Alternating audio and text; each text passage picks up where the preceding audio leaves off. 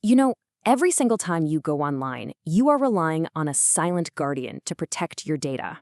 It's not your antivirus, it's not your firewall, it's something way deeper, baked right into the fabric of the internet itself. Today, we're going to pull back the curtain on this hidden armor, a protocol suite called IPsec. But to really get why this armor is so critical, we have to start with a more fundamental question. Was the internet, from its very creation, actually designed with our safety in mind? And the answer is a big, resounding no. The early internet was basically a science project, a way to connect a few computers. Security wasn't even on the radar. The whole thing was built on an assumption of trust, an assumption that was completely shattered the moment it went mainstream. And this gets us to what you could pretty accurately call the internet's original sin. Its architecture was designed as if every message was a postcard, totally readable by anyone who happened to get their hands on it along its journey. This created some truly terrifying vulnerabilities. Attackers could easily sniff your traffic, literally reading your passwords in plain text as they flew across the network. They could spoof their address, pretending to be a website you trust, or worse, they could actively tamper with your data, injecting malicious code into the packets you receive.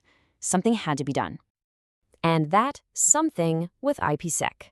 Think of it as a high-tech suit of armor, retrofitted onto the internet to give it the security it was never born with. It's the powerful guardian for all our digital information packets. So what is it exactly? IPsec stands for Internet Protocol Security, and the key here is that it's a whole suite of protocols that operates at the network layer. That's a really fundamental level of the internet stack. And because it works so deep down, its protection is totally transparent. It secures all of your traffic, and your applications don't even have a clue it's there. And IPsec makes 4 huge promises. First up, confidentiality. Your data gets encrypted, basically put in a locked box. Second, integrity. It guarantees that box hasn't been opened or messed with, kind of like an unbroken wax seal. Third, authentication. It makes sure you're actually talking to who you think you're talking to. And finally, replay protection. It stops an attacker from just recording your data and sending it again later to fool the system. Now, this armor can actually be worn in 2 very different ways, and it all depends on what exactly you're trying to protect. Let's look at the 2 main modes, transport and tunnel. Okay, so transport mode is like a bulletproof vest. It protects the important part, your actual data, the payload, but it leaves the addressing information, the IP header, visible so routers know where to send it. Tunnel mode, on the other hand, is like putting the entire message, envelope and all, inside an armored truck. It encrypts the whole original packet and just slaps a new address label on the outside. And this is a huge deal. That tunnel mode, that's the engine that powers pretty much every VPN you've ever used. By hiding that original IP address and wrapping it in a new one, it's what conceals your true location and creates that secure private tunnel right across the public internet.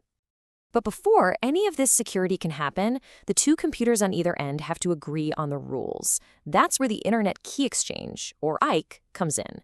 You can think of it as the secret handshake. It's this behind-the-scenes negotiation that securely figures out the encryption keys and all the rules of engagement before a single bit of your data is sent.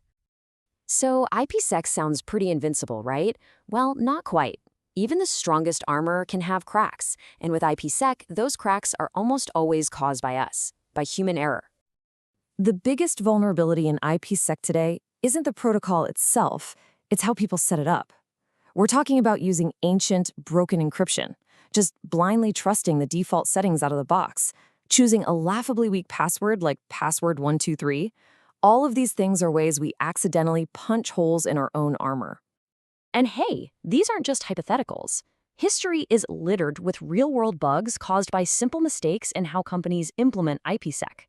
We've seen denial of service attacks, memory corruption, you name it, all proving that even tiny little flaws in the code can have really serious consequences.